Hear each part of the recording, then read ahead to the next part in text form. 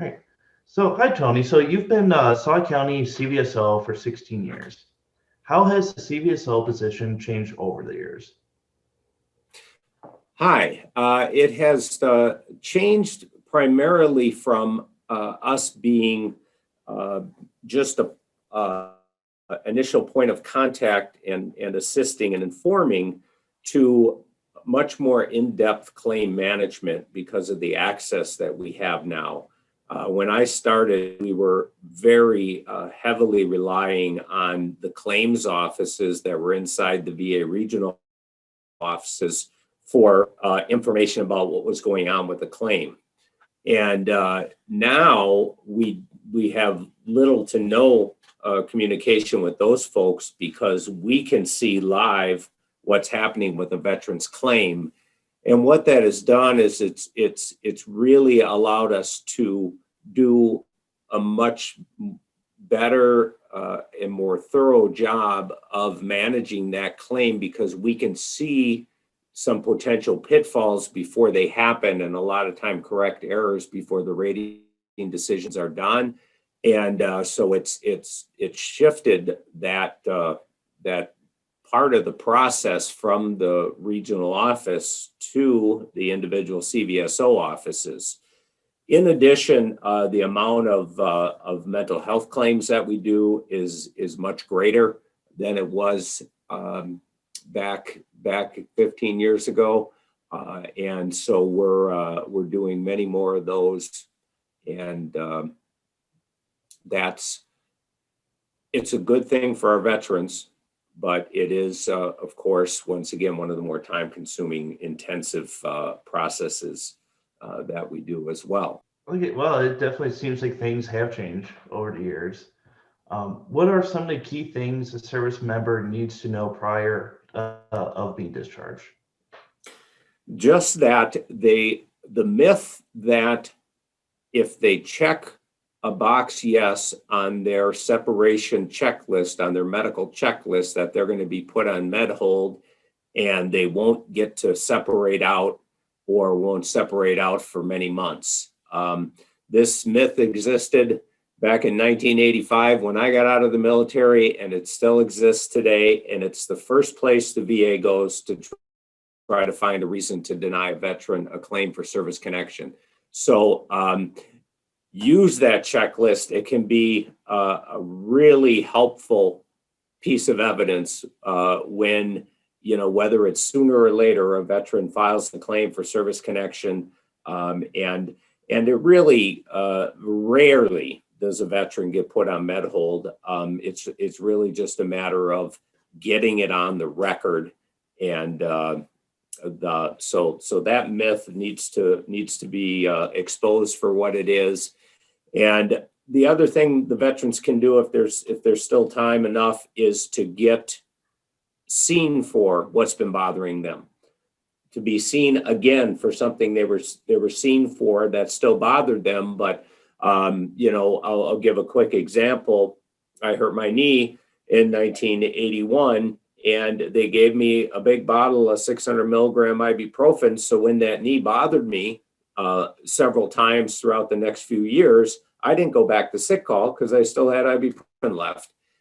The VA uses that against us to suggest that because we didn't go to sick call or didn't reinforce that that was bothering us on the record, that they have to presume that it resolved itself and my current knee problem isn't related. So it's documentation, and it runs counter to how we're trained and to the military culture, but it's crucial for the veteran and their family that they get that stuff documented medically, and then make sure and check the appropriate boxes on that separation checklist. Oh, that's really good to know. Yeah, because when I was in that myth, it's still, like you said, it's still around. Because I remember, hearing that when I was getting out, and that's one of my biggest regrets too. When I was getting out, is not reporting everything that hurt, bothered me. Just because, especially when you're in the military, you just kind of suck it up, move it on. You don't want to be that guy always getting, help while you're in the military. Yeah. So exactly. Yeah, and I found it's very important to make sure that's documented. So, yeah. Thank you. How soon should a service member contact their CVSO after being discharged? Immediately. The sooner the better. Even if they are on terminal leave, they should come and see us right away. There might be some things that can still be done if they haven't reached their separation date yet. But for sure, when they get to the county that they're going to be even temporarily residing in, at the very top of their list should be to make themselves acquainted with their local CVSO and get in their system and make that connection. The veterans have up to a year. If they file a claim within a year and it's granted, their effective date will go back to the day after separation.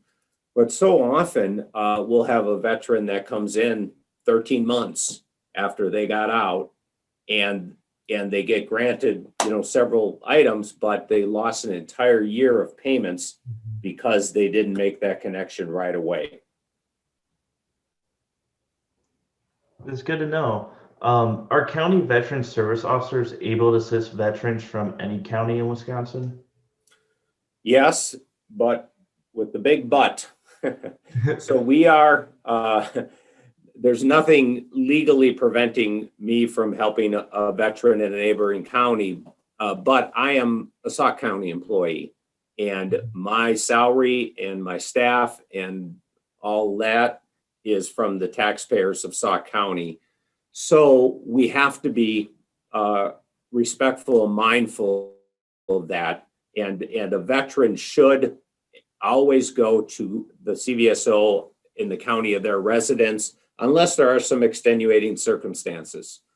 Perhaps, we'll occasionally help a veteran from a neighboring county if they work in Baraboo, and it's just very difficult for them to make office hours in their home county, situations like that.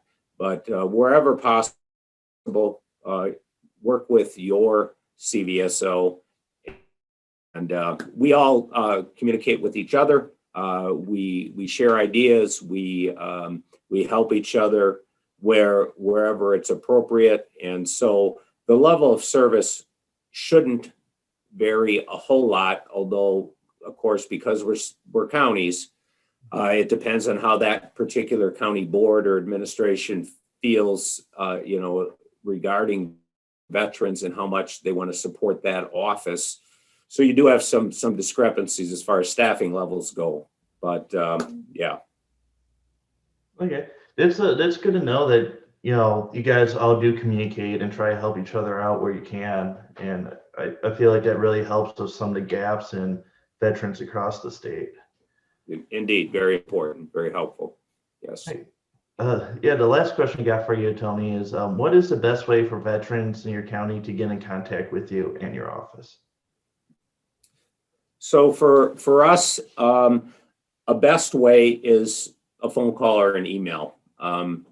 We are frequently, all five of us are either on the phone or working with a veteran and walk-ins while our door is open and has remained so for the past year.